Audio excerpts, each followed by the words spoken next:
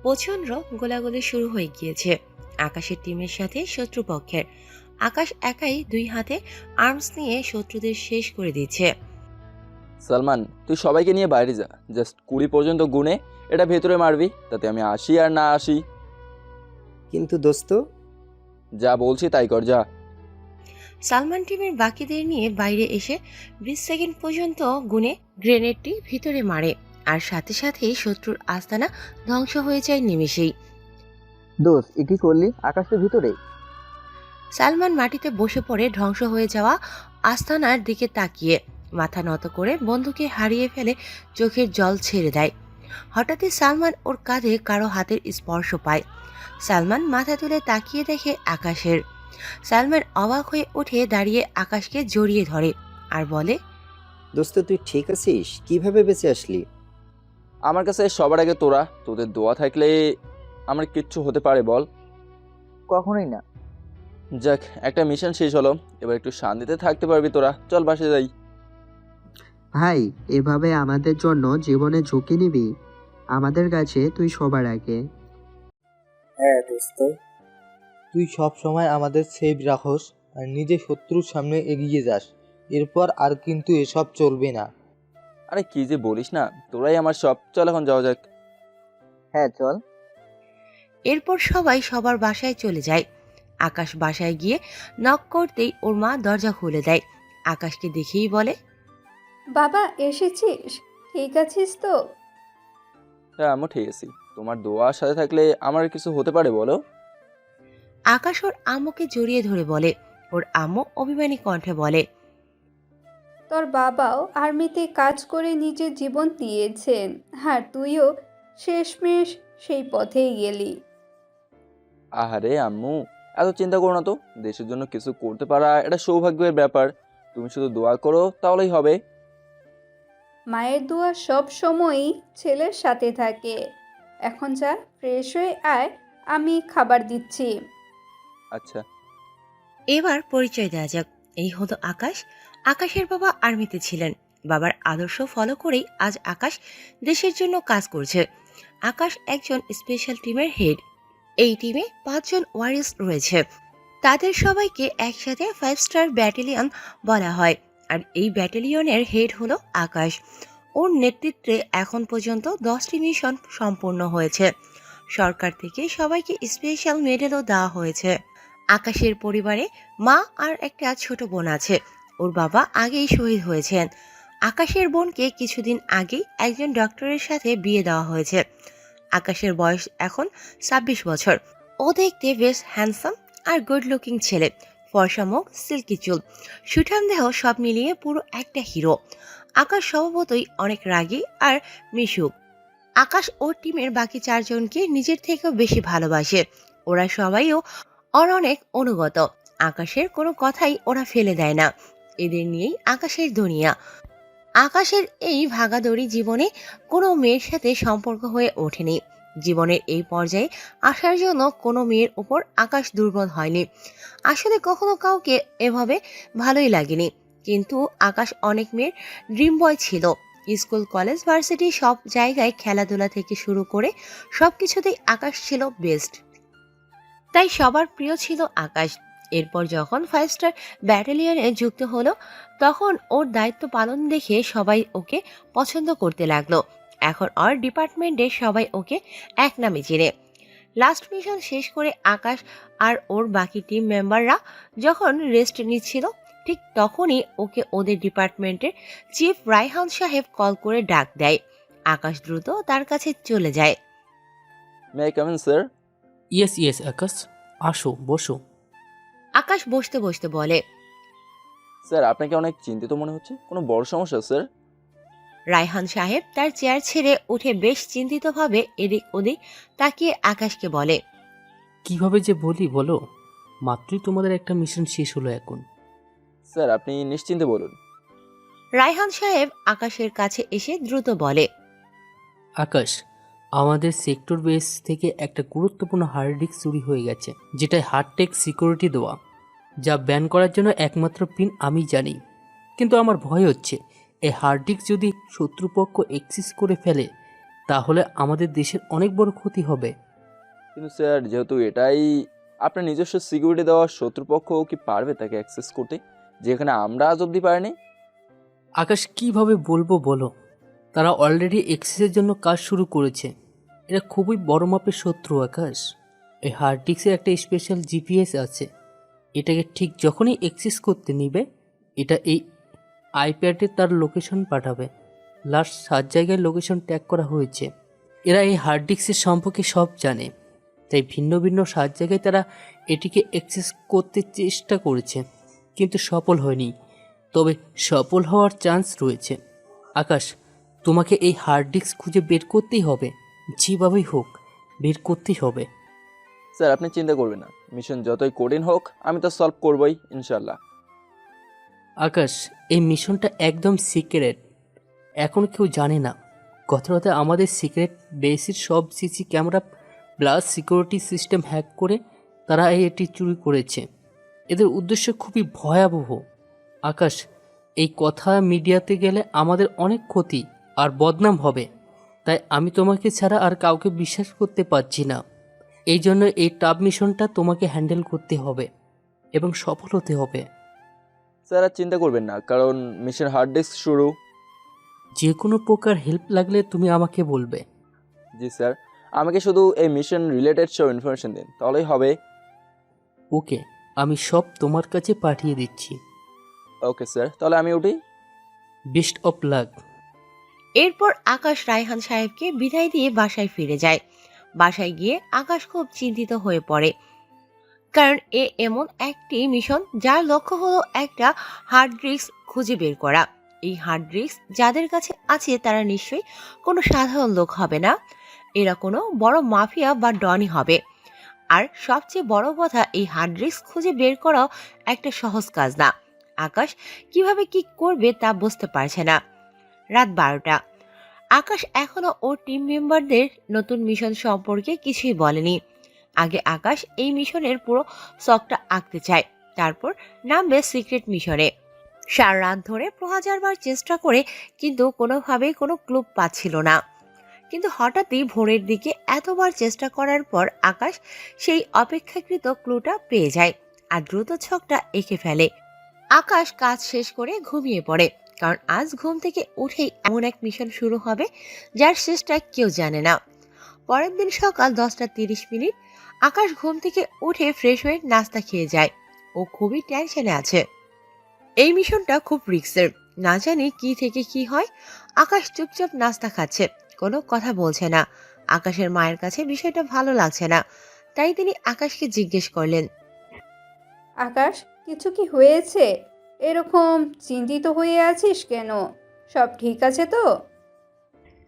আকাশ ভাবতে ভাবতে আস্তে করে বলল, আম্মু আবার একটা নতুন মিশন পেয়েছি।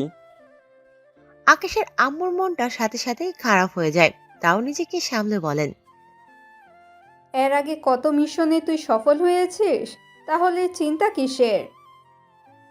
মা এই মিশনটা খুব ভিন্ন, আগাগোড়া কিছুই খুঁজে পাচ্ছি না। যা পেয়েছি তাতে কাজ হবে কিনা কে জানে। তুই পারবি, আমার বিশ্বাস। এত চিন্তা করিস না, আল্লাহর উপর ভরসা রাখ আর সামনে এগিয়ে যা। তোকে কেউই হারাতে পারবে না। তুই পারবি বাবা, অবশ্যই পারবি।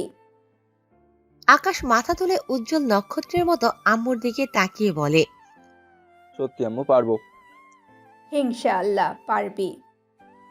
ওকে মা, দোয়া করো। আজ থেকেই শুরু হচ্ছে, আমি এখন উঠি, অনেক কাজ আছে। আচ্ছা আকাশ, কিন্তু মনে রাখিস, যাই করবি সাবধানে। আচ্ছা। বলেই আকাশ বেরিয়ে পড়ে। আকাশ গেলে ওর আম্মু আল্লাহর কাছে দুহাত তুলে কান্না করতে করতে বলে, আল্লাহ, আমার ছেলেটাকে তুমি দেখে রেখো, তুমি ছাড়া আর কেউ নেই। আকাশ ফোন করে সবাইকে নিয়ে ওদের সিক্রেট বেসে বসে। ওর টিমের বাকি মেম্বাররা এখনো কিছুই জানে না। সবাই একসাথে হলে, কি হয়েছে ভাই? সবাইকে ডাক দিলি? কোনো সমস্যা? হ্যাঁ, আসলে কি হয়েছে দোস্ত? দেখ আমি জানি মাত্র তোরা একটা মিশন শেষ করলি, কিন্তু কিন্তু কি দোস্ত? নতুন মিশন। নতুন মিশন? হ্যাঁ, আর এটা যেই সেই মিশন না, অনেক রিস্ক আর গুরুত্বপূর্ণ একটা mission, the secret mission hard disk. The secret mission হাইডেক্স, দোস্ত সব খুলে বলতো, কিছুই বুঝতেছি না। গত পরশুদিন রাতের দিকে আমাদের একটা সিক্রেট বেস থেকে একটা হার্ড ডিস্ক চুরি হয়। এই হার্ড ডিস্কে আছে আমাদের দেশের নিরাপত্তার অনেক তথ্য, যা এখন বর্তমানে শত্রুর হাতে। কি?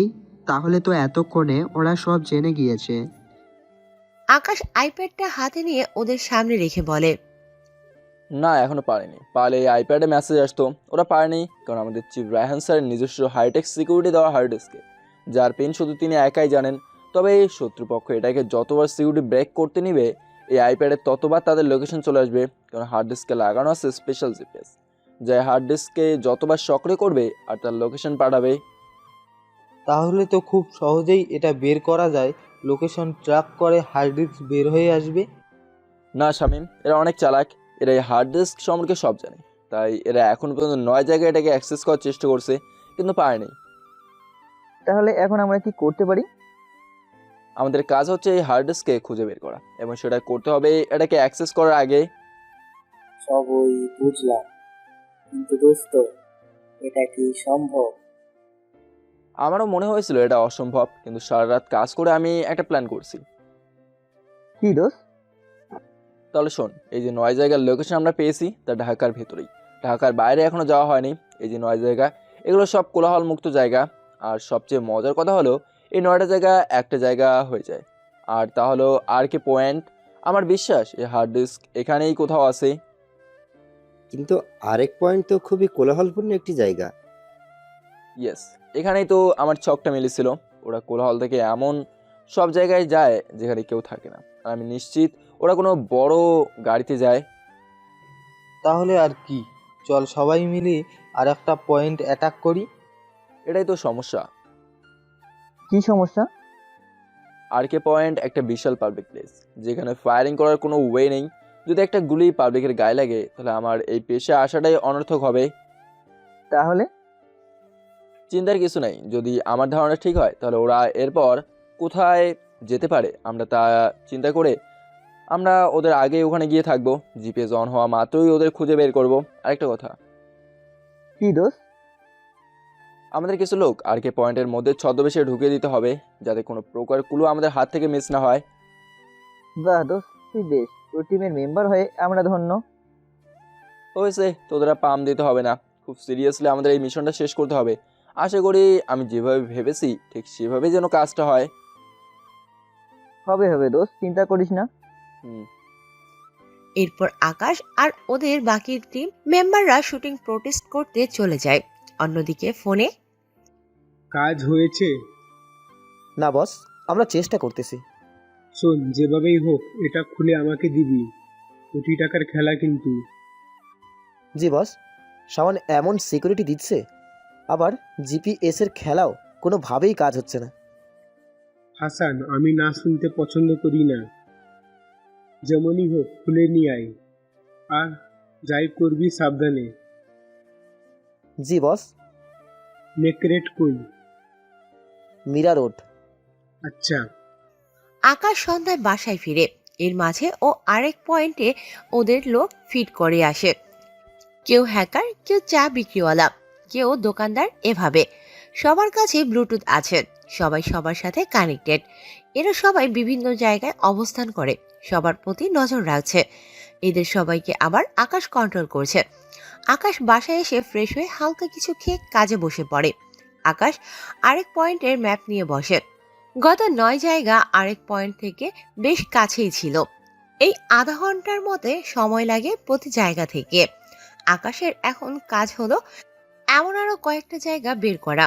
আকাশ অনেক গণিতিক হিসাব করে কয়েকটা জায়গা বের করে, যেমন সালাম ডেইরি মোড়, শান্তিবাগ, হিরোমিয়া লেন, মীরা রোড, আরও কয়েকটা আছে। কিন্তু এগুলোর মধ্যে কোনটা হতে পারে? রাত 11:36। আকাশের মাথা ভৌ ভৌ করে ঘুরছে। কিভাবে যে কি করবে, কোন জায়গাটাই যে যাবে তা মাথায় আসছে না। তাই পিস্তলটা লোড করে পিছনে ভরে ওর আম্মুর কাছে বলে বাইরে হাঁটতে বের হয়।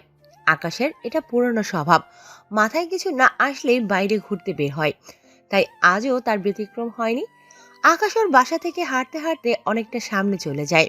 আশেপাশে তেমন কোনো লোকজন নেই, তবে রিক্সা আর প্রাইভেট গাড়ি চলছে কয়েকটা। আকাশ ল্যাম্পপোস্টের আলোতে ফুটপাত ধরে হেঁটে যাচ্ছে। ধূমপান বা নেশা জাতীয় জিনিস যে আমাদের ক্ষতি করে তা জানে বলেই আকাশের হাতে কোনো সিগারেট নেই। রাতের শহরটা খুব ঠান্ডা আর আরামদায়ক হয়। মন আর মাথা দুটোকেই চাঙ্গা করে দেয় এই পরিবেশ। কোনো মাদকের সাহায্য লাগে না। আকাশ একটা ছোট্ট গলির সামনে দিয়ে চলে যেতেই ওর তীক্ষ্ণ কানে কেমন জানি গোঙানির আর ধস্তাধস্তির আওয়াজ ভেসে আসে। আকাশ দ্রুত কৌশলে পিছনে এসে অন্ধকার গলির ভিতর ঢুকে আস্তে আস্তে সামনে এগোতে থাকে। যতই সামনে যাচ্ছে শব্দগুলো খুব স্পষ্ট মনে হচ্ছে। আকাশ গলির মাঝামাঝি আসতেই দেখে একটা অসমাপ্ত বাড়ির নিচে আলো জ্বলছে। চারদিকে কেউ নেই। আকাশ আর একমাত্র সময় নষ্ট না করে সেই আলো আর সেখান থেকে আসা শব্দের কাছে ছুটে যায়। আকাশ সেখানে গিয়ে যা দেখে তা দেখার জন্য ও প্রস্তুত ছিল বলে মনে হয় না। আকাশ দেখে 3টা লোক একটা মেয়েকে ধর্ষণ করার জন্য ধরে রেখেছে। একজন মেয়েটার হাত আর আরেকজন মেয়েটার পা ধরে রেখেছে। মেয়েটার জামার কিছু অংশ ছিঁড়েছে, আর বাকি একজন পশুর মতো ঝাঁপিয়ে পড়ার জন্য তার নিজের জামা কাপড় খুলছে। মেয়েটার মুখ কাপড় দিয়ে বাঁধা, কিন্তু সে যে কি আর্তনাদ করছে তা আকাশে বুকে আর কানে স্পষ্ট এসে লাগছে। ঠিক যখনই পশুটা মেয়েটার উপর ঝাঁপিয়ে পড়বে, ঠিক তখনই আকাশ এন্টি মারে আর বলে, ওকে ছেড়ে দে। পশু তিনটা হঠাৎ কারো শব্দ পেয়ে ভড়কে যায়। মেয়েটা আকাশের দিকে অসহায়ভাবে তাকিয়ে শুধু কাঁদছে। পশুগুলো আকাশের দিকে তাকিয়ে ওকে একা দেখে হাসি দিয়ে বলে, ও শুয়া, তুই কে রে? তোর কথায় আমরা ওকে ছেড়ে দেব? আয় তুইও আয়, একসাথে খাই। কোনো কিছুতে পেট্রোল দিয়ে যদি আগুন লাগিয়ে দিলে যেভাবে দাউ দাউ করে জ্বলবে, ঠিক সেভাবেই আকাশের ভিতরটা জ্বলে ওঠে। মেয়েটার চোখের সামনে হঠাৎই 3টা লাশ ঠাস ঠাস করে পড়ে যায়। মেয়েটা দেখে আকাশের পিস্তল থেকে ধোঁয়া উঠছে আর ওর চোখ লাল হয়ে আছে। 3টে পশুর মৃত্যু শরীরগুলো আবার নড়ে উঠল, কারণ আকাশ রাগে আর কষ্টে ওর পিস্তলের পুরো ম্যাগাজিনটা এই 3টা পশুর উপর শেষ করে। মেয়েটা শুধু স্তব্ধ হয়ে তাকিয়ে আছে। ওর সামনে 3টা গুলিতে ঝাঁঝরা হওয়া রক্তাক্ত লাশ আর একজন পিস্তল হাতে বীর দাঁড়িয়ে আছে। আকাশ পিস্তলটা পিছনে রেখে মেয়েটার কাছে এগিয়ে যায়। মেয়েটা অনেক ভয় আর লজ্জা পাচ্ছে, নিজেকে হাত দিয়ে শরীর ঢাকার চেষ্টা করছে। আকাশ মেয়েটার কাছে গিয়ে ওর গায়ে থাকা টি শার্টটা দ্রুত খুলে মেয়েটাকে দেয়। মেয়েটা দ্রুত তা পরে নেয়। মেয়েটা থরথর করে কাঁদছে, হাতে পায়ে কোনো শক্তি পাচ্ছে না। মেয়েটা জামাটা পরে ঠাস করে বসে পড়ে। দাঁড়িয়ে থাকা শক্তিটা পর্যন্ত মেয়েটা হারিয়ে ফেলেছে। মেয়েটা মাটিতে বসে কেঁদে দেয়। আকাশের খুব খারাপ লাগছে। আকাশ মেয়েটার কাছে গিয়ে বসে বলে, প্লিজ আপনি আর ভয় পাবেন না, ওরা আপনার কোনো ক্ষতি করতে পারেনি। এই পশুগুলোর প্রাপ্য শাস্তি আমি ওদের দিয়েছি। আপনি শান্ত হন। মেয়েটা করুণভাবে অশ্রুসিক্ত চোখে আকাশের দিকে তাকায়। আকাশ যেন থমকে যায় মেয়েটাকে দেখে। মেয়েটা প্রচন্ড ভয় পেয়েছে। চোখ মুখ দেখে বোঝা যাচ্ছে আকাশের খুব রাগ আর কষ্ট হচ্ছে। তাও নিজেকে সামলে বলে, আপনাকে এই বাসে দিয়ে এসি, চলুন, আর ভয় পাবেন না। আমি থাকতে আপনাকে আর কেউ স্পর্শও করতে পারবে না। মেয়েটা মাথা নিচু করে মাথা নাড়িয়ে না বলে। আকাশ আবার বলে, আপনি বাসে যাবেন না? মেয়েটা মাথা নাড়িয়ে না বলে। তাহলে আমাকে বলুন আপনি কোথায় যাবেন? মেয়েটা আবার কান্না সিক্ত কণ্ঠে বলে, আমি এখানে হোস্টেলে থাকি, আমার বাবা মা গ্রামে। আমি এখন এভাবে হোস্টেলে কিভাবে যাব? সবাই আমাকে... বলেই মেয়েটা হাউমাউ করে কেঁদে দেয়। আকাশ মেয়েটাকে প্রশ্ন করে, কিন্তু আপনি এত রাতে এখানে কি করছিলেন? আমার হোস্টেল এই গলির 2টা গলির পর। আমার শরীরটা খারাপ লাগছিল, তাই ভার্সিটিতে আসছিলাম। কিন্তু এই জানোয়ারগুলো হঠাৎ করে এই গলি থেকে বের হয়ে আমাকে ধরে এখানে নিয়ে আসে। আপনি না আসলে ওরা আমাকে... প্লিজ আপনি আর কাঁদবেন না, আপনি আমার সাথে আসুন। মেয়েটা কাঁদতে কাঁদতে বলে, কোথায়? আমার বাসায়, সেখানে আমার আম্মু আছে, চলুন। না, আমি কোথাও যাব না। আমার কাউকে বিশ্বাস হচ্ছে না। আমি একজন স্পেশাল আর্মি, দেশের নিরাপত্তার জন্য শপথ নিয়েছি। আপনার কোনো ক্ষতি আমাদের হবে না, আসুন।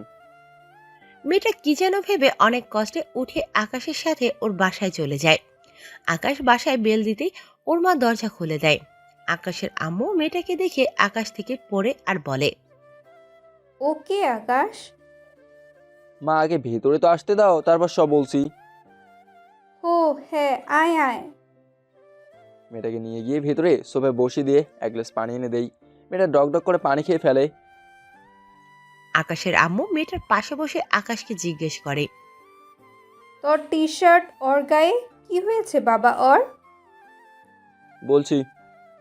এরপর আকাশ ওর আম্মুকে সব খুলে বলে। মেয়েটা অঝরে কেঁদে দেয়। আকাশের আম্মু মেয়েটাকে জড়িয়ে ধরে সান্ত্বনা দেয় আর বলে, থাক মামুনি, কান্না করে না। খুব ভালো করেছিস আকাশ। জানোয়ারগুলোর সাথে ওদের বেঁচে থাকার কোনো অধিকার নেই। ফুলের মতো মেয়েটাকে নষ্ট করতে চাচ্ছিল। খুব ভালো করেছিস মামুনি, তোমার কিছু হয়নি। আর একটুও কান্না করে না। আমি তোমার মায়ের মতোই, আর ভয় পেও না।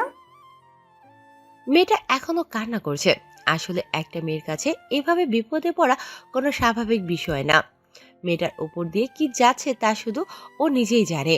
আমাদের পুরুষের কাম চাহিদা পূরণ হলেই হয়, সেটা যেভাবে হোক। কিন্তু এই চাহিদা পূরণ করতে গিয়ে সে হয়ে ওঠে একজন পশু, একজন ধর্ষক। এসব পশুরা কখনো নারীদের সম্মান তো দূরের কথা, ভালো নজরেই তাকায় না। এরা 5 মাসের শিশুকে পর্যন্ত ছাড়ে না। এদের শাস্তি একটাই, মৃত্যু। আকাশ ওর আম্মুকে ইশারা করে ওর রুমে চলে যায়। ওর অনেক কাজ আছে। আকাশ চলে গেলে ওর মা মেয়েটার চোখ মুছে দিয়ে বলে, আর কাঁদে না মামুনি। তা তোমার নাম কি মিষ্টি মামুনি? মায়া। বাহ, মায়া, একদম তোমার সাথে মিলে যায়। তোমার মুখখানা দেখলে অনেক মায়া হয়।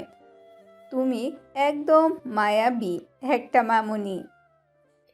মায়া অনেক লজ্জা পায়, কিন্তু একটু আগে যা হয়েছে তা বারবার ওকে ভেতর থেকে দুর্বল করে দিচ্ছে। আকাশের মা বিষয়টা বুঝতে পেরে মায়াকে তার বুকের সাথে জড়িয়ে মাথায় হাত দিয়ে বলে, মামুনি, আমরা মেয়ে, আমরা নারী। আমাদের সহ্য শক্তি পুরুষের থেকে অনেক বেশি। 10 মাস 10 দিন বসে আমরা একটা সন্তান জন্ম দিই, যার কষ্ট কোনো পুরুষ কোনো দিনও সহ্য করতে পারবে না। জীবনটা খুব অন্যরকম, কখনো রঙিন, কখনো শুধু কালো। এসব ছোটোখাটো বিষয় জীবনে ঘটবে, কিন্তু তোমাকে শক্ত হতে হবে। এ থেকে শিক্ষা নিতে হবে। রাস্তায় কুকুর থাকবে, একটা মারলে আরও 10টা হবে, কিন্তু আমাদের উচিত এই কুকুরগুলো থেকে বেঁচে চলা। কিন্তু আমরা যদি তা না করে এভাবে ভেঙে পড়ি, তাহলে কি জীবন সামনে এগোবে বলো? তুমি না একটা নারী, তুমি ভেঙে পড়লে হবে? যুদ্ধ করে টিকে থাকতেই হবে। আকাশের আম্মুর কথাগুলো মায়াকে অনেকটাই সাহসী করে আর নিজের উপর আস্থা বাড়িয়ে দেয়, সাথে বেঁচে থাকার অর্থটাও বুঝিয়ে দেয়। মায়া মাথা তুলে বলে, আপনার মতো মায়ের কোল থেকেই এমন সন্তান হতে পারে। আল্লাহ তাআলা যেন সবাইকে আপনার মতো একটা মা আর এমন একটা ছেলে দেয়। দিবে না কেন? অবশ্যই দিবে। আর আমিও দোয়া করি আল্লাহ যেন সব মাকে তোমার মতন একটা মায়াবতী মিষ্টি মেয়ে দেয়। আমারও একটা মেয়ে আছে, ঠিক তোমার মতোই মিষ্টি। সত্যি আপুটা অনেক লাকি হবে আপনাকে মা হিসেবে পেয়ে। মামুনি, তুমি কিছু খাবে? মুখ দেখে মনে হচ্ছে কিচ্ছুই খাওনি। মায়া মাথা নিচু করে চুপ করে বসে আছে। আকাশের আম্মু বলে, আচ্ছা, বুঝতে পেরেছি। চলো ফ্রেশ হয়ে কিছু খাবে। আকাশও খায়নি এখনো, তোমরা একসাথে খাবে, আসো। এরপর আকাশের মা মায়াকে নিয়ে তার রুমে চলে যায়। আকাশের মা মায়াকে এমন একটা শাড়ি বের করে দেয় যেটা মায়ের পরনে লাগবে। মায়াকে তিনি শাড়িটা পরিয়ে দেন। মায়াকে শাড়িতে যা লাগছে না, একদম অপসরা। আকাশ কাজের টেনশনে রাতে খায়নি, এখন খেতে এসেছে। তার উপর এত বড় একটা কাজ করেছে। প্রচন্ড রেগে আছে আকাশ। এসব পশুদের কারণে দেশের এই অবস্থা। খবরের পাতাগুলো পড়াই যায় না, ধর্ষণ আর ধর্ষণ খালি। আকাশ চুপচাপ বসে আছে। হঠাৎই হালকা নীল রঙের একটা শাড়ি পরে মায়া আকাশের সামনে আসে, ওর মায়ের সাথে। আকাশের প্রথম চোখ যায় মায়ার পায়ের দিকে। পা থেকে আস্তে আস্তে দেখতে দেখতে উপরে মায়ের মুখখানা দেখে আকাশ যেন স্তব্ধ হয়ে যায়। ঠিক এমন একটা মেয়েকেই যেন আকাশ খুঁজছিল। মায়ের ভরা মুখ, চোখ জোড়া একদম মুক্তোর মতো, ঠোঁটের কোণায় ছোট কালো তিল আর ঘন কালো মেঘের মতো চুল। আকাশ হা করে মায়াকে দেখছে। মায়া চুপ করে প্রীতমের মায়ের কাছে বসে। প্রীতম এখনো হা করে মায়াকে দেখছে। আকাশের আম্মু বলে ওঠে, এভাবে হা করে তাকিয়ে থাকলে কিন্তু আকাশ তোর মুখে মাছি ঢুকবে, মুখ বন্ধ কর। আকাশের আম্মু চাচ্ছে মায়াকে কমফোর্টেবল বোধ করাতে, যাতে মায়া একটু আগের কথা ভেবে আবার কষ্ট না পায়। আকাশ ওর আম্মুর কথা শুনে লজ্জা পায়। মায়া আর চোখে আকাশকে একটু লজ্জাসিক্তভাবে দেখে নেয়। এরপর আকাশের আম্মু দুজনকে খাবার বেড়ে দেয়। মায়া বলে ওঠে, আন্টি আপনি খাবেন না? মামুনি আমি আগেই খেয়েছি, তোমরা খাও। আকাশ, ওর নাম মায়া, ওর সাথে খুব মিল আছে তাই না? আকাশ খেতে খেতে মায়াকে এক নজর দেখে বলে, মায়া মামুনি নিজের বাসার মতন করে খাও, কোনো লজ্জা পেও না, তুমি আমার মেয়ের মতোই। মায়া এক সময় খেতে খেতে কেঁদে দেয়। আকাশের মা বলে ওঠে, দেখ আবার মেয়েটা কাঁদছে, আহা কেঁদো না। আপনি একদম আমার মায়ের মতো। আজ আপনারা না থাকলে আমি শেষ হয়ে যেতাম। ওদের পাপের শাস্তি আল্লাহ আমার হাতেই লিখে রেখেছিল। আপনি শুধু উছিলা মাত্র, আর কষ্ট পাবেন না, কিছু হয়নি। আর যা হয়েছে একটা খারাপ স্বপ্ন ভেবে ভুলে যান। হ্যাঁ আকাশ ঠিক বলেছে মামুনি, আর কেঁদো না তো, এখন খাও। এরপর সবাই খাওয়া দাওয়া শেষ করে যে যার রুমে চলে যায়। আকাশ ওর রুমে চলে যায়, আর মায়াকে নিয়ে আকাশের আম্মু তার রুমে চলে যায়। আকাশের আম্মু মায়াকে নিয়ে তার বিছানায় শুয়ে পড়ে, আর মায়াকে বলে, মামুনি তোমার বাসায় কে কে আছে? আব্বু, আম্মু আর একটা ছোট ভাই। আব্বু কলেজের শিক্ষক আর মা বাসায় থাকে। আর ছোট ভাই ক্লাস 9-এ পড়ে। এরা সবাই আমাদের গ্রামে থাকে। ও, তুমি এখানে একা থাকো? আমি এখানে একটা হোস্টেলে থেকে ভার্সিটিতে পড়ি। এই বছরই নতুন ভার্সিটিতে ভর্তি হয়েছি। ঢাকায় কিছুই চিনি না, কিছু বুঝিও না। শোনো মামুনি, এই শহরটা খুব খারাপ, কখনো রাতে একা বের হবে না, যদি একান্ত প্রয়োজন হয় কাউকে সাথে নিয়ে বের হবে। জি আন্টি, সত্যি আপনারা অনেক ভালো, না হলে কে এত সাহায্য করে। আমার ছেলেটা ঠিক ওর বাবার মতোই, জানো ওর বাবার সাথে আমার কিভাবে পরিচয় হয়েছিল? কিভাবে? বলছি, আমাকে একদিন কিছু বোকাটে ছেলে রাস্তায় খারাপ ব্যবহার করেছিল। ওর বাবা এসে ছেলেগুলোকে এমন মারা মারে যে ছেলেগুলো মনে হয় 6 মাসেও বিছানা থেকে উঠতে পেরেছি কিনা সন্দেহ। ওর বাবার সাহসিকতা দেখে আমি সেদিনই তার প্রেমে পড়ে যাই, কিন্তু বলতে পারি না। লুকিয়ে লুকিয়ে তাকে দেখতে যেতাম, একদিন ধরাও খাই। ব্যাস। ব্যাস কি? পরের দিন পুরো পরিবার নিয়ে আমার বাসায় হামলা দিয়ে আমাকে নিয়ে যায়। মায়ার মায়ের কথা শুনে হাসতে হাসতে শেষ, সাথে আকাশের আম্মু। মায়া আস্তে করে বলে, আন্টি, আঙ্কেল কই? ওনাকে দেখছি না যে। আকাশের আম্মু আস্তে করে বলেন, নেই, শহীদ হয়েছেন। ও সরি আন্টি, আমি বুঝতে পারিনি। না না, সমস্যা নেই। এরপর মায়া আর আকাশের আম্মু অনেক কথা বলে ঘুমিয়ে পড়ে। কিন্তু অন্যদিকে আকাশের চোখে ঘুম নেই। আকাশ কাল কোথায় যাবে তা হিসাব করে বের করে। ওর বাকি টিম মেম্বারদের কল করে বলে, কাল আমরা সালাম রোডের ওখানে থাকবো। তোরা সকাল সকাল আগেই চলে যাস, আমি পরে আসবো। সারাদিন ওখানেই থাকবো। আচ্ছা। এরপর আকাশ সব গুছিয়ে বিছানায় গিয়ে শুয়ে পড়ে। ঠিক চোখটা বন্ধ করার সাথে সাথেই মায়ের মায়াবী মুখখানা ওর সামনে ভেসে ওঠে। কিন্তু মায়ের সাথে আজ যা হলো তা ভেবে আকাশের অনেক রাগ হয়। রাগটাকে গিলে ফেলে মিশনের কথা ভাবতে ভাবতে আকাশ ঘুমিয়ে পড়ে। পরের দিন সকালে, আকাশ, ওকে একটু দিয়ে আয় বাবা। আচ্ছা মা, আসুন। আন্টি, আপনারা অনেক করেছেন, সত্যি আপনাদের মতো ভালো মানুষ আর হয় না। অনেক ধন্যবাদ আপনাদের। ধুর বোকা, ধন্যবাদ কিসে? তোমার যখন ইচ্ছে হবে তুমি চলে এসো। আমি সারাদিন বাসায় একাই থাকি, তুমি আসলে আমার আরো ভালো লাগবে। আচ্ছা, আসি আন্টি। সাবধানে থাকবে মামুনি। এরপর আকাশের সাথে মায়া নিচে নেমে আসে। আকাশ ওর দামি বাইকটা বের করে বলে, উঠুন, আপনাকে নামিয়ে দিয়েছি। মায়া লজ্জাসিক্ত হয়ে বাইকে বসে। আকাশ একটা হাসি দিয়ে একটানে মায়ের হোস্টেলের সামনে চলে যায়। মায়া বাইক থেকে নেমে বলে, আপনাকে কোটি বা ধন্যবাদ দিলেও কম হবে, তাও মন থেকে বলছি আপনি আমাকে বাঁচিয়েছেন। অসংখ্য ধন্যবাদ আপনাকে। আকাশ ওর মানিব্যাগ থেকে একটা কার্ড বের করে দিয়ে বলে, এখানে আমার নাম্বার আছে, যে কোনো সময় যে কোনো প্রয়োজনে ফোন দেবেন। মায়া অবাক হয়ে কার্ডটা নেয় আর বলে, আচ্ছা। একটা মুচকি হাসি দিয়ে একটানে আবার বাসার দিকে চলে আসি। আকাশ গেলেই মায়ের বান্ধবী বলে, কি রে, রাতে তুই কই ছিলি? আর ওই হ্যান্ডসাম ছেলেটা কে ছিল?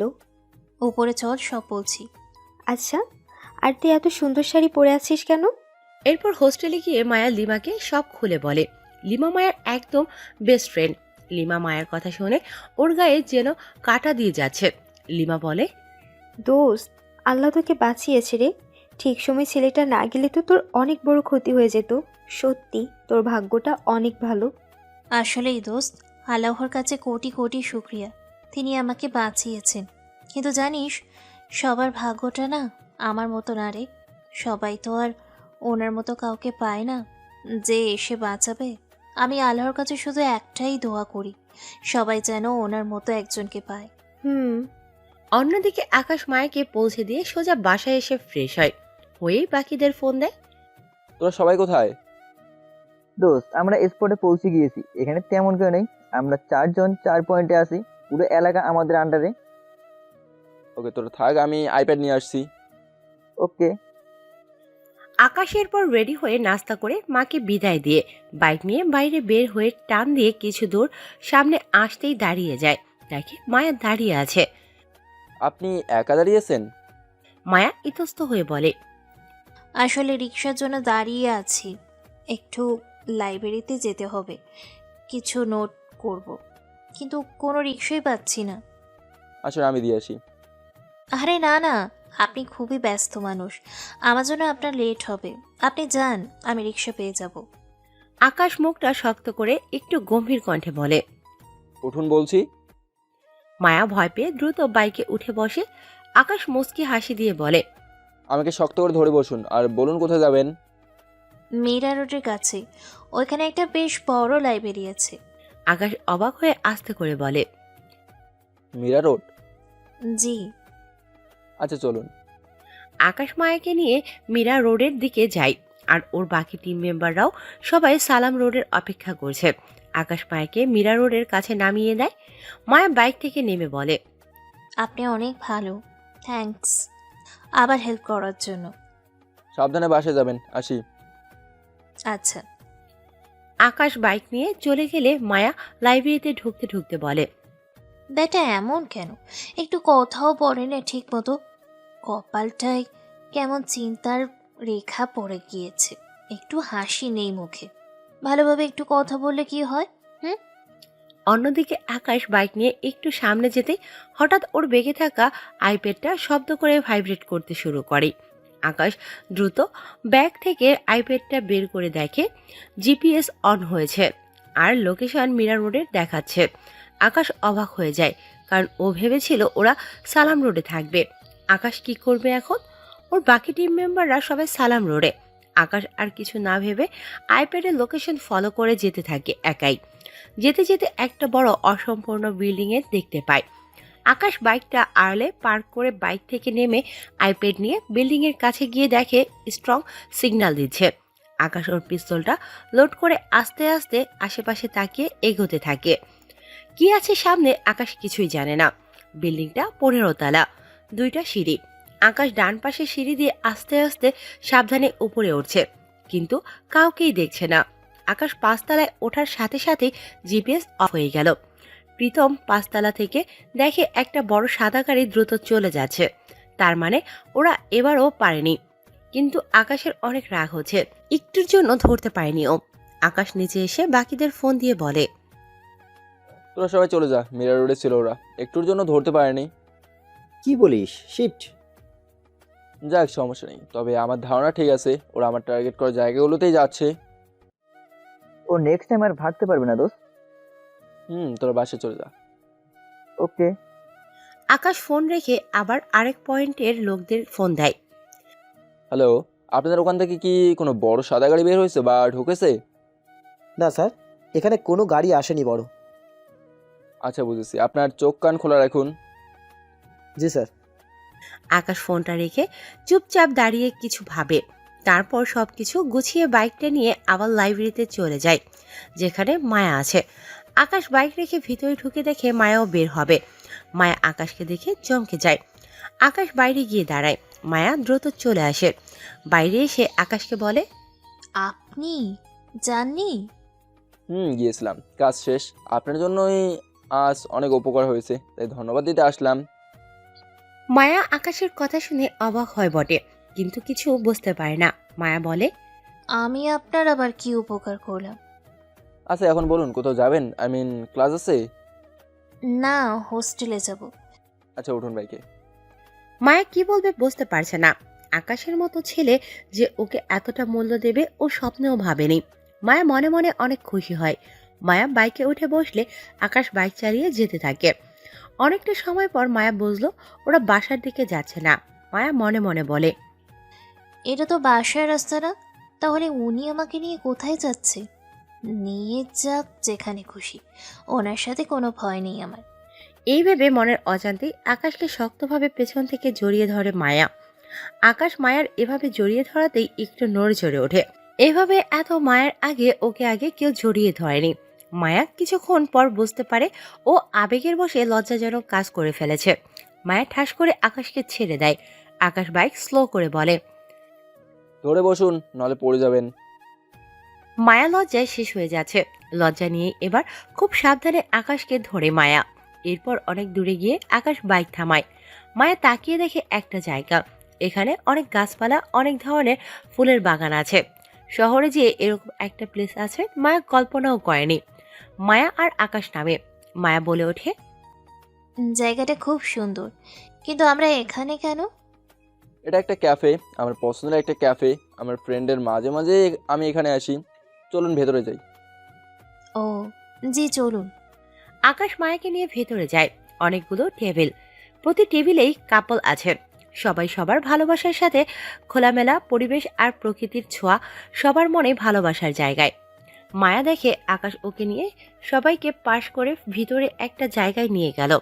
বেশ সুন্দর একটা জায়গা। বাইরে থেকে ভিতরের এই জায়গাটাই সবচেয়ে বেশি সুন্দর। মায়া শুধু মুগ্ধ হয়ে দেখছে। বসুন। মায়া বসে আর আকাশকে প্রশ্ন করে, এখানে কেউ আসে না কেন? হঠাৎ পেছন থেকে, কারণ ভাবি এটা শুধু আকাশের জন্য, এখানে অন্য কারো বসার সুযোগ নেই। আরে ফাহিম, কেমন আছিস দোস্ত? ফাহিমকে জড়িয়ে ধরে বলল আকাশ, খুব ভালো দোস্ত, কিন্তু তুই খুব খারাপ। হ্যাঁ, কেন? তুই এত সুন্দর ভাবি রেখে বিয়ে করেছিস, অথচ আমাকে দাওয়াত পর্যন্ত দিসনি। ফাহিমের কথা শুনে মায়ের লজ্জা পাবে না অবাক হবে কি করবে বুঝতেই পারছে না। আকাশ মায়ার দিকে তাকিয়ে দেখে মায়া সেই লজ্জা পাচ্ছে আর বোকা হয়ে গিয়েছে। আকাশের মনে একটু মজা করার ইচ্ছে হয়, তাই আকাশ বলে, আর বলিস না ভাই, মা জোর করে ওর সাথে বিয়ে দিয়ে দিয়েছে, কাউকেই বলিনি। জানিসই তো আমি কি করি।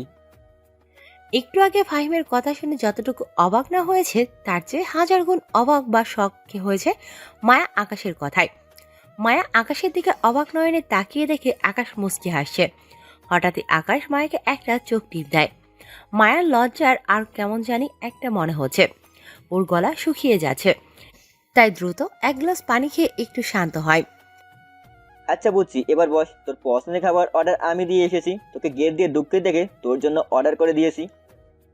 বাহ, এই না হলে বন্ধু। তুই থাম, ভাবির সাথে একটু কথা বলে নেই। তা ভাবি, আপনার নাম কি? মায়া যে কি বলবে বুঝতে পারছে না। ওর মনে একটাই প্রশ্ন ঘুরছে যে আকাশ সত্যিটা বলল না কেন। মায়া আকাশের দিকে তাকিয়ে দেখে এখনো সেই বাঁকা হাসিটা দিচ্ছে। মায়া আস্তে করে বলে, জি মায়া। বাহ, খুব সুন্দর নাম। জানেন ভাবি, আপনার এই স্বামীটা খুব ভালো।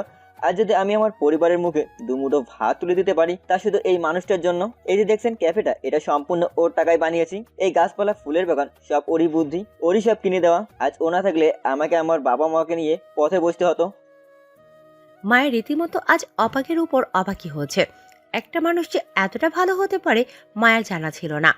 মায়া আকাশের দিকে আবার তাকায়। আকাশ অন্যদিকে তাকিয়ে মুচকি হাসছে। মায়া যেন মুগ্ধ হয়ে যাচ্ছে আকাশকে দেখে। আকাশ ফাহিমকে বলে ওঠে, দোস্ত রাখ তো, তোকে এগুলো বলতে না করেছি না? আরে রাখতো, জানেন ভাবি আমার এই ক্যাফেতে আকাশ শুধু ওর সবচেয়ে প্রিয় এবং কাছের মানুষগুলোর সাথে আসে। আপনিও কিন্তু ওর এখন প্রিয় একজন, বুঝলেন? মায়া আকাশের দিকে তাকায়। প্রতিনিয়ত শুধু অবাকই হচ্ছে, আকাশ ওকে এত গুরুত্ব দিচ্ছে। ভাবতেই মায়ের কেমন জানি লাগছে। জি ভাইয়া, বুঝেছি। শোনেন ভাবি, আপনার জন্য স্পেশাল খাবার আনতে বলেছি, ওই তো নিয়ে এসেছে। দোস্ত তোরা খাওয়া দাওয়া কর, আমি পরে আসছি। আরে তুইও বস, আমাদের সাথে খা। না না দোস্ত, আমার ওইদিকে কাজ আছে, তোরা এনজয় কর, আমি কাবাব মে হাড্ডি হতে চাই না। ফাহিম চলে গেলে আকাশ মায়াকে খাবার বেড়ে দেয়। মায়া শুধু আর চোখে আকাশকে মুগ্ধ হয়ে দেখছে, আর ওর প্রতি ভালো লাগাটা প্রতিনিয়ত বেড়েই চলেছে। রাগ করলেন ওকে সত্যিটা বলিনি বলে? না না, বুঝতে পেরেছি, আপনি মজা করছিলেন। আসলে দেখতে চেয়েছিলাম ও কি বলে আপনাকে নিয়ে। হুম, আপনি খুব ভালো একটা মানুষ, সবাইকে সাহায্য করেন, সবার পাশে দাঁড়ান। কেউ বিপদে পড়লে তাকে সাহায্য করাটা তো আমাদের একজন মানুষ হিসেবে কর্তব্য, তাই না? হ্যাঁ, তবে আপনি সবার থেকে অনেক আলাদা। সব মেয়ের স্বপ্ন আপনার মতো কাউকে তার জীবনসঙ্গী হিসেবে পাওয়ার। কথাটা বলেই মায়া জিহ্বায় কামড় দেয়। ইস, বলতে বলতে ও কি বলে ফেললো। লজ্জায় মায়ার মাথা কাটা যাচ্ছে। আকাশ বলে, সেই সুযোগ আর হলো কই? কেউ তো আজ অব্দি পছন্দই করলো না। নিন, শুরু করুন। মায়া আর কিছুই বলল না লজ্জায়। লজ্জা মাখা মুখখানা নিয়ে খাওয়া শুরু করে, সাথে আকাশও। খাওয়া দাওয়া শেষ করে মায়া বলে, একটা প্রশ্ন করতে পারি, কিছু মনে না করলে? জি করুন। আমাকে এখানে নিয়ে এলেন যে? আমার উপকার করেছেন তা একটা ট্রিট দিলাম। তাহলে আমাকেও যে আপনার ট্রিট দিতে হয়? আপনিও তো আমার সবচেয়ে বড় উপকার করেছেন। চলুন উঠি। আকাশ উঠে হাঁটা শুরু করে। মায়া উঠে আকাশের পেছন যেতে যেতে মনে মনে বলে, লোকটা এমন কেন? শয়তানের হাড্ডি একটা, ঠিক মতো কথাই বলে না। বুঝলাম না, শুধু আমাকে এখানে আনলো কেন? আমি কি তার প্রিয় কেউ? ফাহিম ভাই তো বলল। উফ, বুঝি না কিছু। এরপর মায়াকে নিয়ে আকাশ ওর হোস্টেলের সামনে চলে যায়। মায়া বাইক থেকে নামতেই আকাশ ডাক দিয়ে বলে, আপনার ফোনটা দিন। মায়া ওর ফোনটা বের করে আকাশকে দেয়। আকাশ মায়ার ফোন নিয়ে কি যেন করলো, তারপর ওকে দিয়ে বলল, আমার নাম্বার সেভ করে দিয়েছি, যে কোনো প্রকার প্রয়োজনে কল করবেন, যখন খুশি তখন। মায়া মাথা নাড়িয়ে আচ্ছা বলে। এরপর আকাশ ওর বাসার দিকে চলে যায়। মায়ার খুব খুশি খুশি লাগছে, এরকম একটা মানুষ ওর সাথে আছে। ভাবতেই নিজেকে এই শহরের রানী মনে হচ্ছে মায়ার। মায়াও হাসি নিয়ে হোস্টেলের ভিতর চলে যায়। রাত 10টা। আকাশ কালকের কথা ভাবছে, কালকে কোথায় ওরা যেতে পারে। আকাশ এবার একটা আইডিয়া করে। আকাশ ওর টিম মেম্বারদের ফোন দেয়। কালকে একটা কাজ করব। কি দোস্ত? কালকে আমরা 5 জন, প্রতিজনের সাথে আরো 5 জন করে থাকবে, মানে মোট 25 জন মিলে 5 জায়গায় থাকবো। কালকে যেভাবেই হোক ওদের ধরতেই হবে, কি বলিস তোরা? হ্যাঁ দোস্ত, এটাও ভালো হবে। আমি ডিপার্টমেন্টে বলে দিয়েছি কে কোন জায়গায় থাকবি, আমি মেসেজ করে দেবো। আচ্ছা। ওকে, তাহলে সকালে দেখা হচ্ছে। ওকে। আকাশ ফোন রেখে সবকিছু গুছিয়ে নেয়। এখন ঘড়িতে 10:56। আকাশ ভাবছে মায়াকে কল দেবে কিনা, আবার ভাবছে ঘুমিয়ে পড়ছে কিনা। আকাশ আর না ভেবে কল দিয়েই দেয়। রিং হওয়ার সাথে সাথেই মায়া কল রিসিভ করে। হ্যালো। হাই, আপনি কি আমার কলের অপেক্ষায় ছিলেন নাকি? রিং হওয়ার সাথে সাথে রিসিভ? না মানে ফোনটা হাতেই ছিল। বুঝেছি। খেয়েছেন রাতে? হ্যাঁ, আপনি? না, পরে খাবো। কি? আপনি না ঠিক মতো খাবার দাবার খান না, এটা কিন্তু ঠিক না। আচ্ছা খাবো, তা ঘুমাবেন না? একটু পরই। আচ্ছা রাখি, পরে কথা হবে। আকাশ ঠাস করেই ফোনটা রেখে দেয়। হ্যালো হ্যালো, এ কি, উনি ফোন রেখে দিল? এটা কোনো কথা? এতক্ষণ যাবত ওনার ফোনের অপেক্ষায় ছিলাম, আর ব্যাটা কথা না বলেই রেখে দিল। বজ্জাত বাজি কুত্তা, বিলাই পচা। মায়া এভাবে আকাশকে বকা দিতে দিতে হঠাৎই ওর ফোনে একটা মেসেজ আসে। মায়া মেসেজটা পড়ে স্তব্ধ হয়ে যায়। মায়া দেখে আকাশের মেসেজ। মেসেজে লেখা ছিল, নিচে আসুন, আমি বাইরে দাঁড়িয়েছি। মায়াও খুব ইচ্ছে হচ্ছিল আকাশকে একটু দেখবে, কিন্তু সেই ইচ্ছেটা প্রকাশ করতে পারছিল না। তবে অজান্তেই ওর ইচ্ছেটা পূরণ হয়ে গেল। মায়া চুপি চুপি আস্তে করে নিচে নেমে এসে দেখে সত্যি আকাশ দাঁড়িয়ে আছে। মায়া আকাশের কাছে গিয়ে বলে, হঠাৎ এই সময়? এমনি চলুন একটু হাঁটি। আচ্ছা। মায়া আর আকাশ পাশাপাশি হাঁটছে। মায়া স্পষ্ট বুঝতে পারছে আকাশ ওর দিকে তাকিয়ে হাঁটছে। মায়া আকাশের দিকে তাকাতেই আকাশ অন্যদিকে তাকাচ্ছে। ব্যাপারটা খুব ভালো লাগছে মায়ার। ওর খুব ইচ্ছে হচ্ছে আকাশের হাতটা ধরে 2-1 পা হাঁটতে। মায়া বারবার আকাশের হাতের দিকে তাকাচ্ছে আর ইতস্তত হচ্ছে। আকাশ বিষয়টা বুঝতে পারে, তাই আর কিছুই না ভেবে ও মায়ের আঙুলে আঙুল ঢুকিয়ে হাতটা শক্ত করে ধরে হাঁটতে থাকে। মায়ের যেন বিশ্বাসই হচ্ছে না, ওর মনে হচ্ছে এটা কোনো স্বপ্ন। মায়া একবার আকাশের দিকে আর একবার হাতের দিকে তাকাচ্ছে। আজ ওর চেয়ে বেশি কেউ খুশি নয়। ওরা দুজন হাঁটতে হাঁটতে একটা জায়গায় এসে থামে। জায়গাটা খুব সুন্দর, একটা ব্রেঞ্চ পাতা, উপরে ল্যাম্পপোস্ট, সামনে বাচ্চাদের ছোট্ট একটা খেলার মাঠ, ঠান্ডা বাতাস। মায়া মিষ্টি একটা ঘ্রাণ পাচ্ছে। খুব ভালো লাগছে সবকিছু ওর কাছে। বসুন এখানে। মায়া আকাশের কথা মতো ব্রেঞ্চে বসে। মায়া কল্পনাও করেনি এরপর ওর সাথে কি হতে চলেছে। মায়া বসলে আকাশ আস্তে করে ঠিক ওর সামনে এসে দাঁড়ায়। মায়া মাথা তুলে আকাশের দিকে তাকিয়ে আছে। আকাশ একটা মুচকি হাসি দিয়ে ঠিক মায়ের সামনে ঘাসের উপর 2 হাঁটুতে ভর দিয়ে বসে মায়ের হাত দুটো ধরে ওর 2 হাত দিয়ে। আকাশ মায়ের চোখে চোখ রাখে। মায়ের কেমন জানি লাগছে। হৃদস্পন্দন ক্রমশই বেড়ে চলেছে। মায়ের মনে হচ্ছে ও এখনই বেহুশ হয়ে যাবে। মায়া দেখে আকাশের চোখ দুটো কি যেন বলতে চাচ্ছে। মায়া শুধু পাথর হয়ে আছে, একদম জমে গিয়েছে আকাশের স্পর্শে। আকাশ বলে, আমি কোনো সিনেমার নায়ক না যে অনেক কিছু করে তোমাকে খুশি করব। আমি বাস্তববাদী। আমি জানি তোমার মনে আমায় নিয়ে কি চলে। এই 2-1 দিনেই তুমি কেমন তা আমি সব জেনে ফেলেছি। তোমাকে অপছন্দ করার কোনো প্রশ্নই ওঠে না। বরং সেদিন যে শাড়ি পরছিলে ঠিক সেদিন রাত থেকেই তোমাকে শুধু আমার করার সিদ্ধান্ত নিয়েছিলাম। আমি এত কিছু বলতে পারবো না, শুধু একটা কথাই বলতে চাই, আমাকে বিয়ে করবে? আমরা এই সংগ্রামী জীবনের অংশ হবে মায়া। একটা ডায়মন্ডের আংটি দিয়ে আকাশ কথাগুলো বলে মায়াকে। মায়ের চোখ থেকে অঝরে অশ্রু ঝরছে। কেন ঝরছে তা ও নিজেও জানে না। যেই পুরুষ সাথী একদিন ওকে নষ্ট করতে চাইছিল, আজ সেই পুরুষ সাথীর একজন এর জীবনের কষ্টগুলোকে মুছে দিয়ে অনেকগুলো ভালোবাসা দিতে চায়। ওর জীবনের সঙ্গী হতে চায়। এরকম একজন বীর পুরুষকে না বলার কোনো প্রশ্নই নেই। মায়া কাঁদতে কাঁদতে মাথা নাড়িয়ে হ্যাঁ বলে আর ওর আঙুলটা এগিয়ে দেয়। আকাশ সেই মন করা হাসিটা দিয়ে মায়াকে রিংটা পরিয়ে দেয়। মায়া অনেক কেঁদে দেয় খুশিতে। ওর মতো সামান্য মেয়েকে কেউ এতটা আপন করে নেবে ও কখনোই ভাবেনি। আকাশ মায়ের পাশে বসে মায়াকে ওর বুকের সাথে জড়িয়ে ধরে আর বলে, তোমার ধারে কাছেও আর কেউ আসতে পারবে না। এখন থেকে তুমি শুধু আমার। আর কারো সাহস নেই আমার প্রাণের দিকে নজর দেবে। আর যে দেবে তার চোখ আমি উপড়ে ফেলবো। মায়াও আকাশকে শক্ত করে জড়িয়ে ধরে। আকাশ মাথায় হাত বুলিয়ে দিতে দিতে বলে, এই মিশনটা শেষ হওয়া মাত্রই তোমাকে বিয়ে করব। আমার মাও রাজি, সে তো শুনে খুব খুশি। কাল মায়ের সাথে একবার দেখা করো। মায়ের মনে হচ্ছে ওর ঝুড়িতে কেউ অনেকগুলো খুশি একসাথে দিয়ে গেল। মায়া মাথা তুলে আকাশকে বলে, সত্যি আল্লাহ যেন আপনাকে কখনো আমার কাছ থেকে দূর না করে। আপনার মতো একজনকে পাওয়া সত্যি ভাগ্যের ব্যাপার। আপনাকে কখনো হারাতে চাই না। তোমাকে একা রেখে কোথাও যাব না। আমি চলে গেলে তোমাকে দেখবে কে? আমিও যাব না। এরপর আকাশ মায়াকে ওর হোস্টেলে পৌঁছে দেয়। মায়া ভিতরে ঢুকতে নিলে আকাশ বলে, মায়া। মায়া ঘুরে তাকায় আর আকাশের কাছে যায়। জি। আকাশ মায়াকে ওর একদম কাছে এনে ওর কপালে গভীর একটা চুমু দিয়ে বলে, বউটাকে ভালোবাসি। মায়া কেঁদে দেয়। কাঁদতে কাঁদতে বলে, আমিও অনেক অনেক ভালোবাসি। যাও এখন গিয়ে ঘুম দাও। কাল আমার অনেক বড় একটা মিশন আছে, দোয়া করো। জানি না কি হবে কাল, তাই মনের কথাটুকু বলে দিলাম। আকাশের এই কথা শোনা মাত্রই মায়ের বুকে ছ্যাদ করে ওঠে। মায়া অস্থির হয়ে বলে, কি বললেন? আপনার কিছু হবে না তো? তোমার আর আমার দোয়ার সাথে থাকলে আমার কিচ্ছু হবে না।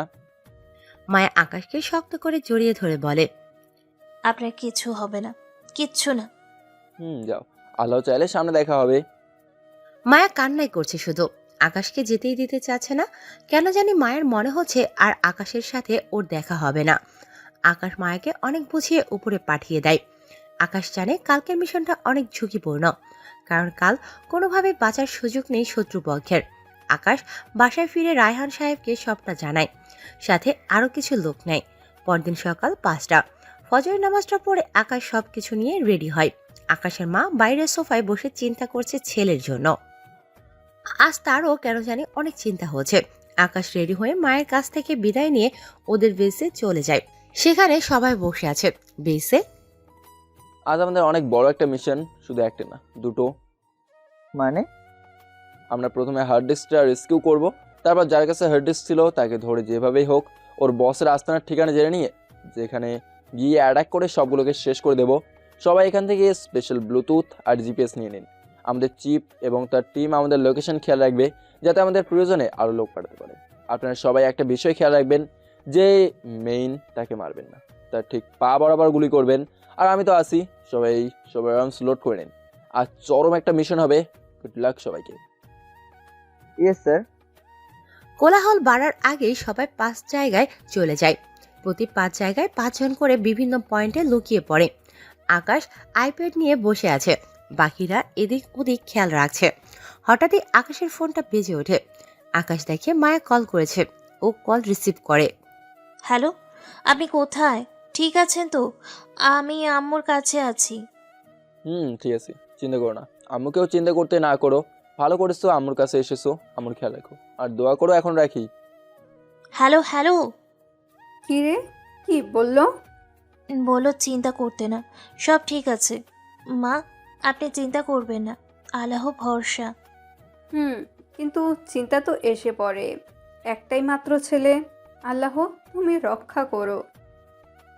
সবাই চুপচাপ বসে আছে। আকাশ চা খাচ্ছিল। হঠাৎই জিপিএস অন হয়। আকাশ চায়ের কাপটা রেখে দেখে ও যে জায়গায় আছে ঠিক সেই জায়গাটাই জিপিএস এ দেখাচ্ছে। আকাশ সবাইকে বলছে, বি অ্যালার্ট, জিপিএস অন হয়েছে, সবাই হিরুমিয়া রোডে আসুন, বাকিরা আমার সাথে। এরপর আকাশ একমাত্র সময় নষ্ট না করেই ওর সাথে বাকি 4 জনের নিয়ে জিপিএস ফলো করে। একটা বিল্ডিংয়ে ঢুকে বিল্ডিংয়ের 2 তলায় একটা রুম থেকেই স্ট্রং সিগন্যাল আসছে। আকাশ আর একমাত্র সময় না দাঁড়িয়ে জোরে লাথি মেরে দরজা ভেঙে ভিতরে ঢুকে দেখে 7 জন মিলে ল্যাপটপে হার্ড ডিস্কের ক্র্যাক করার চেষ্টা করছে। আকাশদের দেখে যারা মারতে এগিয়ে আসছিল, আকাশ সাথে সাথে তাদের হেডশট করে 3 জনকে মেরে ফেলে, বাকিদের ধরে ফেলে। আকাশ সেই কাঙ্ক্ষিত হার্ড ডিস্কটা হাতে পায়। সেটা ওর ব্যাগে ভরে এবার বাকি 4 জনের দড়ি দিয়ে বেঁধে টর্চার শুরু করে। বল, তোদের বস কোথায়? বলবো না। বলবি না? দাঁড়া। আকাশ ওর পিস্তল দিয়ে ঠাস ঠাস করে একটা 2 পায়ে মারে। সে ব্যথায় কান্না শুরু করে। বল, এবার বলবি? না, মইরা গেলেও বলবো না। ঠিক আছে, তাহলে মর। আকাশ একটাকেই ঠাস করে গুলি করে মেরে ফেলে। যেটার পায়ে গুলি লেগেছিল ও দ্রুত বলে, ভাই কইতাছি। বল। এরপর ওরা ওদের বাসার নাম ঠিকানা সব বলে। আকাশ ওদের ল্যাপটপ, ফোন আর যাবতীয় সব নিয়ে ঠাস ঠাস করে বাকি দুটাকে মেরে সবাইকে নিয়ে রওনা দেয় বসকে ধরতে। আকাশ যে খারাপ পথে চলে যায় তার কোনো মাফ নেই। তাদের জন্যই দেশের ক্ষতি হয়। আকাশ বসের কাছে যাওয়ার আগে যে ল্যাপটপ, মোবাইল পেয়েছে তা থেকে বসের নাম্বার নিয়ে ট্র্যাক করে। সঠিক জায়গার নাম পেয়ে আকাশ প্ল্যান করে সবাইকে নিয়ে। আমরা মোট 50 জন আছি। প্রতি 10 জন 4 দিক থেকে ঢুকবে, বাকি 10 জন বাইরে লুকিয়ে থাকবে। একটা শত্রু যেন বাঁচতে না পারে। আর বাকিরা বিভিন্ন পয়েন্টে এই বোমাগুলো ফিট করে দেবেন, প্রয়োজনে তা ব্লাস্ট করবেন। যত শত্রুই সামনে আসুক, হার মানবেন না কেউ। বেস্ট অফ লাক সবাইকে।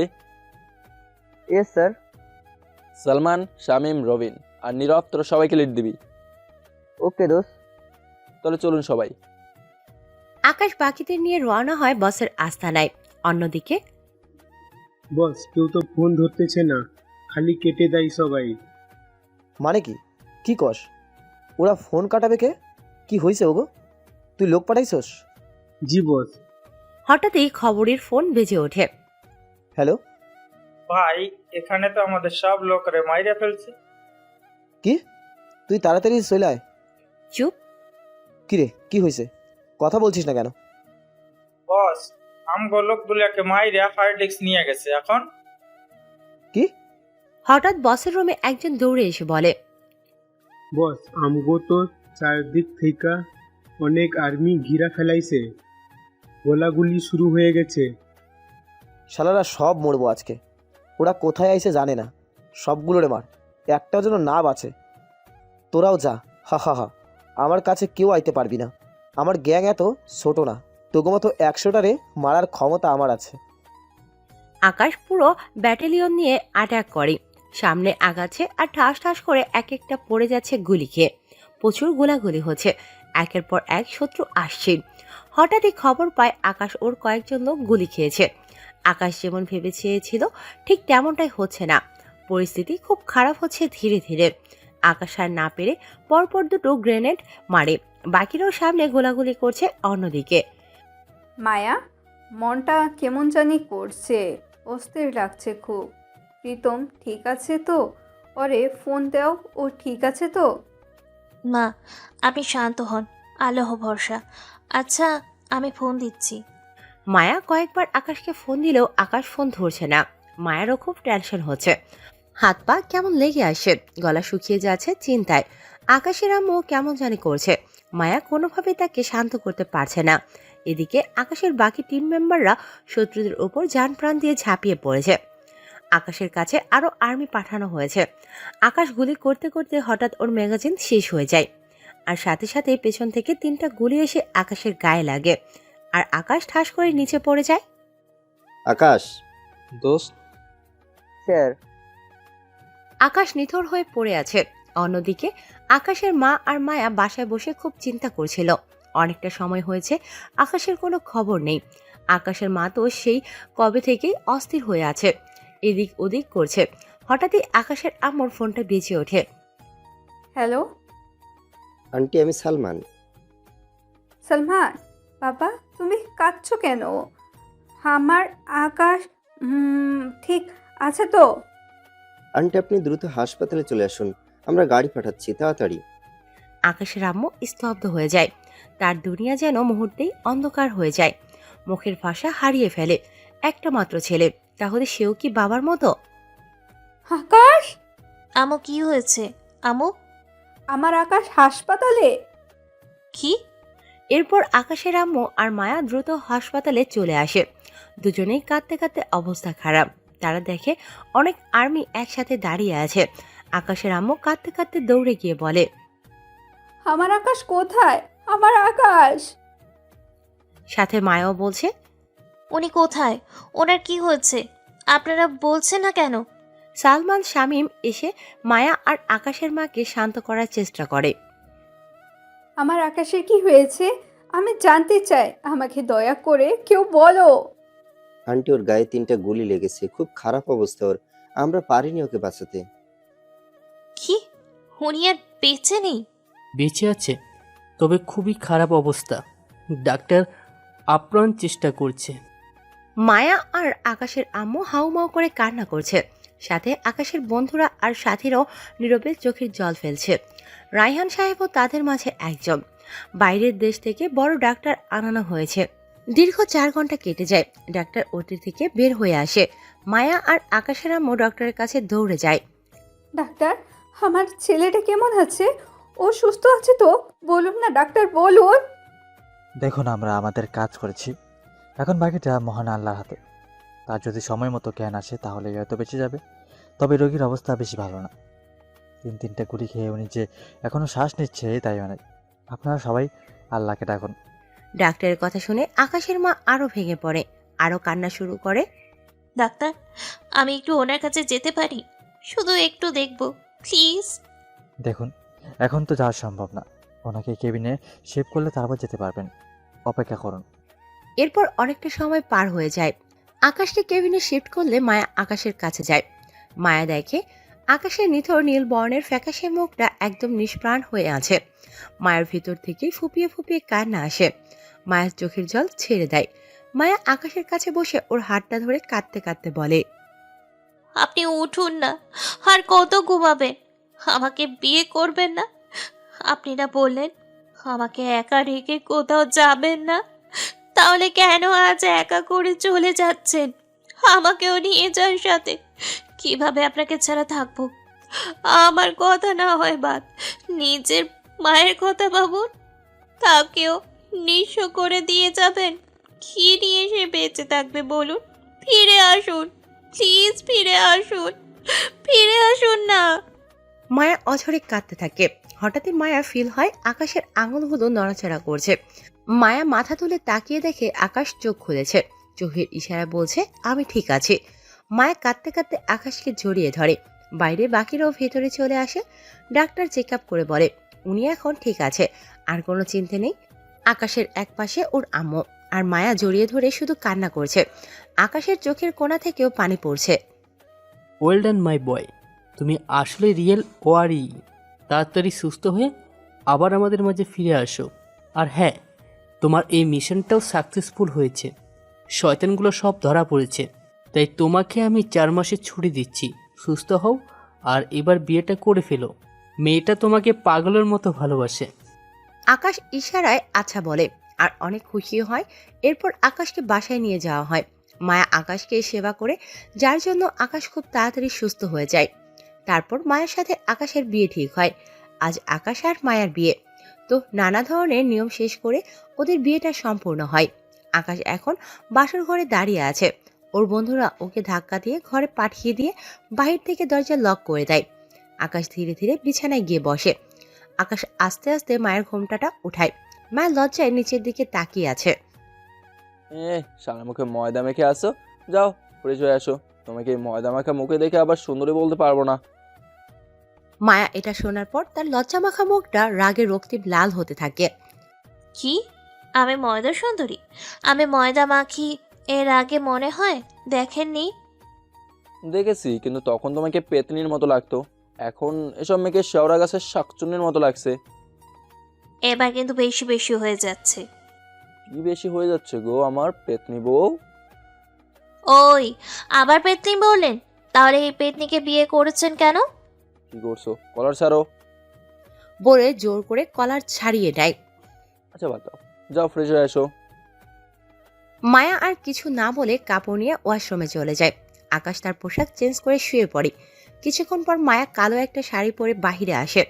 আকাশ মুগ্ধ নয়নে মায়ের দিকে তাকিয়ে আছে। মায়া সোজা বিছানায় আসে, মাঝখানে কোলবালিশ দিয়ে শুয়ে পড়ে। কি হলো? এভাবে শুলে কেন? মায়া চুপ করে আছে। মহারানী রাগ করেছেন, আমরা রাগ ভাঙাচ্ছি, দাঁড়ান। আকাশ কোলবালিশটা সরিয়ে মায়াকে পেছন থেকে জড়িয়ে ধরে। জড়িয়ে ধরার সাথে সাথে এই, কি হলো? ছাড়েন। পেতনিকে জড়িয়ে ধরেছেন কেন? আমার লক্ষ্মী বউটাও দেখি রাগ করেছে। আমি কারোর ওপর রাগ করিনি, ছাড়েন। বলেই জোর করতে থাকে আকাশের বাহুদয় থেকে। আকাশ কিছু না বলে কিছুক্ষণ পর ছেড়ে দেয়। মায়া লজ্জায় আকাশের বুকে মুখ লুকিয়ে আছে। কি বউটা লজ্জা পেল নাকি? না, ছাড়েন। আকাশ আর মায়া গল্প করছে।